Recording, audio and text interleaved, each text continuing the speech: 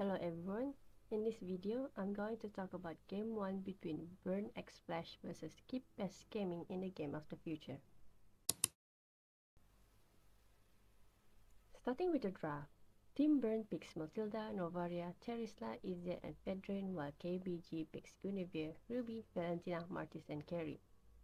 Based from this draft, 4 of Burn hero have stun, which always a plus in teamfight.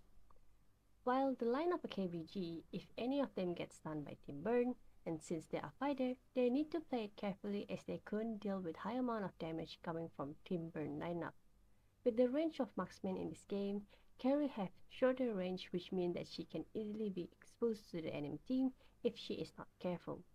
Guinevere needs to aim at Izia to stop Izia from using her ult, which can deal a high amount of damage to KBG, especially in that game. I've said it multiple times now that Carrie is an aggressive hero, which means she's the one that needs to jump at people and make plays and not the other way around. So KBG needs to make sure to guard Carrie as much as possible and if can, make a play around Carrie so she can participate in a lot of fights. From KBG draft, I don't really see how they could do follow-up damage with Guinevere and Ruby ult with the rest of the lineup, especially with Martis. All KBG heroes can deal some damage to the enemy team, however, I don't think that they could fight in a 5v5 situation, especially when Novaria and Izia have the items. Thus, KBG need to have a good start in the game in order to delay Team Burn items and end the game as fast as they could. As for Team Burn, as long as they avoid any gang fight coming from KBG, they should be good to go. Before the turtle spawned, Matilda was poking at Martis at the jungle, which caused him to lose some of his HP. Then I think Matilda saw Martis was hiding in the bush and go towards the bush. This caused Martis to back away and Team Burn gets the first turtle. From this fight, KBG already behind and was not doing any aggressive move. They also lost all their lanes in this minute. This makes it easier for Team Burn to continue to farm and cause a lot of problems for KBG later. KBG lineup needs to control the game and make Team Burn map to be smaller, but it did not happen here. Guinevere takes the creep in the bush of Team Burn jungle area and Fedrin and Matilda went to check in the bush. This caused Guinevere to stun both of Fedrin and Matilda. The damage from Guinevere made Matilda to be so low and Martis able to take the first blood. With Carrie in the fight, she able to deal some damage to Fedrin, which made Martis to dive into the tier 2 tower in order to eliminate Fedrin. But Martis was also taken down from that aggressive play. This is the kind of play that they need to do constantly in this game in order to stay ahead and to shut down Team Burn lineup. This can force Team Burn to always play together and KBG needs to start split pushing to counter Team Burn playstyle. Pressure them until Team Burn map control is so small that they have to deal with constant push from the minions to their base. This can make it easy for KBG to pick off any Team Burn heroes that try to defend their base. When KBG able to take down Team Burn heroes down near the tower or objective, they should take the opportunity to take it while they can as they cannot win in a team fight. For the second turtle, Team Burn knows that Martis was taking the purple buff and also shown himself at the bottom side of the map. This makes it easy for Team Burn to take turtle that spawn at the top side of the map. With the damage from Fedrin, Terisla and Novaria, Team Burn takes the turtle fast as Martis haven't even arrived and yet they have already taken down the turtle. I don't think that Martis could do anything near the turtle as KBG couldn't win such a fight. They may take the turtle if they could pick off at least 2 Team Burn heroes to comfortably take objective. This means that KBG need to be in position early in order to take Team Burn off guard. This can easily make KBG to pick off few heroes of Team Burn and walk free with no casualty on their side. But again, this play requires them to be in position earlier before the turtle spawn to put Team Burn off guard. For the third turtle, 4 heroes of KBG already near the area while only Terisla was really near the turtle. Novaria used her ult and hit Guinevere, Martis and Carrie. Terisla then out both Martis and Carrie. Thanks to Novaria's ult, Team Burn know the health of turtle in the fight. With the burst from Novaria, she able to steal the turtle in front of Marty's eyes with the help of Vedran's retreat. Since Martis got hit multiple times by Novaria and Terusla, he got so low that he was forced to retreat. Terusla flickered forward and managed to hit Martis, and with that, Martis was eliminated. In the early fight, it looks like KBG was controlling the turtle. However, Guinevere was focusing on the backline, trying not to go near the turtle. But somehow, Fedrin still managed to go near and retreat. From what I'm seeing here, KBG communication is a bit messy. Marty still committed to take the turtle, but why is Guinevere going back? This makes it easier for Timburn to aim at the turtle and steal it when KBG is way closer to the turtle. The Roma in this case is Guinevere, should put herself more closer to the enemy team to interrupt any plan that they have. I think Guinevere should block Timburn from hitting the turtle, would probably help them to take the turtle and maybe saving Martis. Guinevere as the casualty will not be as costly as when Martis was the one being taken down. So it should be a trade they need to do for them to take the turtle and have Martis survive it in the fight.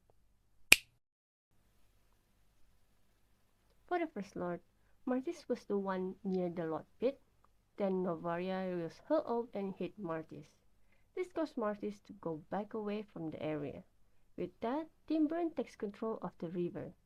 Matilda was poking Ruby while Novaria used her skill to push Martis away. Terisla played aggressively and tried to hit Martis. This caused Guinevere to stun Terisla. Then Izia opened her ult but only managed to hit at the edge. After Terisla was not stunned, Terisla fly away using Matilda airline. With that, Timburn stacked the first Lord. Since KBG was way too behind in this game, they couldn't even deal with Terisla in that fight. Even though Izia ult only hit few heroes, but the damage was too high for them to keep on chasing. Therefore, Terisla still healthy for him to keep on fighting after the Lord fight. Not only that, with Matilda in the enemy team, she can help her teammates to run away from the fight with her blink. This makes it harder for KBG to eliminate a hero down from Timburn. They don't have the damage yet to burst the enemy down quickly. During the first slot push, KBG managed to take down Terisla as he was alone at the top river area. So, Martis, Guinevere and Carrie took him down. But then all of Timburn arrived and KBG didn't have the time to back away. With the Lord was pushing at the top tower, KBG maybe tried to take cover using the tower, but then Izia did a beautiful ult which eliminates Guinevere and Carrie. If Marty is able to use his skill on Terisla without Terisla avoiding any of it, Terisla may die quicker, I think. But thanks to that, Terisla was buying time for his teammate to have the time to arrive and eliminate KBG marksman and a Romo as a trade. When Izia opened her ult, she flickered for a bit after that. I think if Izia just plays her ult better, I don't think she need to flicker there because if she used her flicker here instead, I think Martis and probably Valentina will be out from the fight too. But for Timburn, even with Carrie gone, it is worth it. For the second Lord, KBG only have one tower left. This makes it easier for Timburn to take the Lord from themselves. KBG tried to hide in the purple buff area, but Novaria ult exposes them. KBG again tried to run away, but Terisla caught Carrie in his ult. Then Fedrin managed to taunt Ruby, which caused Carrie to stick around in the area. When Izia arrived, she flickered forward and all four members of KBG were inside in the area of her ult. She managed to stun Martis, Novaria and Carrie.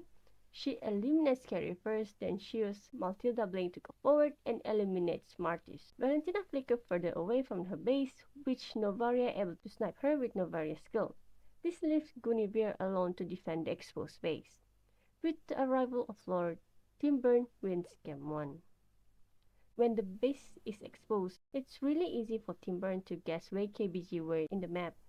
They know that KBG might be at the purple buff since they have Novaria. She can use her ult to know the exact position of KBG without checking the bushes. After KBG got exposed, I don't think they should stick around longer like what they did. They're able to survive longer thanks to Izia was late to the party. KBG should use the opportunity to just back away and try to defend their base even though I don't think they could.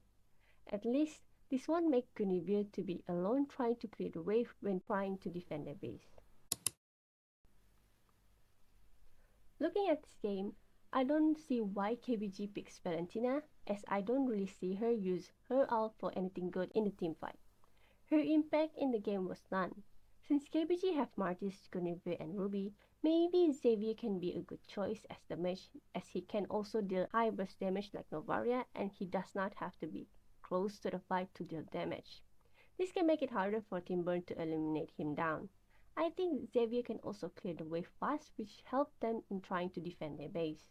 You don't have to be so close to the minion and still can have an impact. Like I said from the draft, KBG needs to play more aggressive to take control of the map. They need to gank Timburn to win fight and take objective after that. KBG lineup should be stronger in the early game and they should utilize that as they have 3 fighter. But from the start of the game, KBG shows sign of defeat as they keep on playing passive and let Timburn to have their items way earlier and cause KBG to not be able to play the game at all. So that's my view on Game 1 between Burn Express versus KeepBest Gaming in the Game of the Future.